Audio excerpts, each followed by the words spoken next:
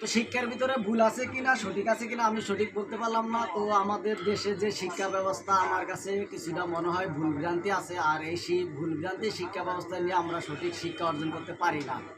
তো কিসের জন্য বললাম, অবশ্যই কথাটা আমার বলা উচিত, বলবো।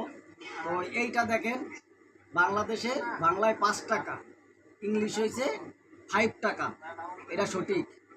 এই জায়গায় কাতারের টাকা, এটা অবশ্যই কাতারের টাকা, এই জায়গায় এই কাতারের হলো এটা রিয়াল, আর ইংলিশে এটা লেখা আছে 5 টাকা, লেখা নাই 5 রিয়াল আছে। কিন্তু ইংলিশ যদি সঠিক হয়, ইংলিশে অবশ্যই লেখা দরকার ছিল 5 টাকা। তো আমার কাছে এই জায়গায় মানে একটা দ্বিমত আসে যে ইংলিশ ইন্টারন্যাশনাল ভাষা, ইংলিশ আমরা সবাই বুঝি, এক জায়গায় 5 রিয়াল, এক জায়গায় 5 টাকা।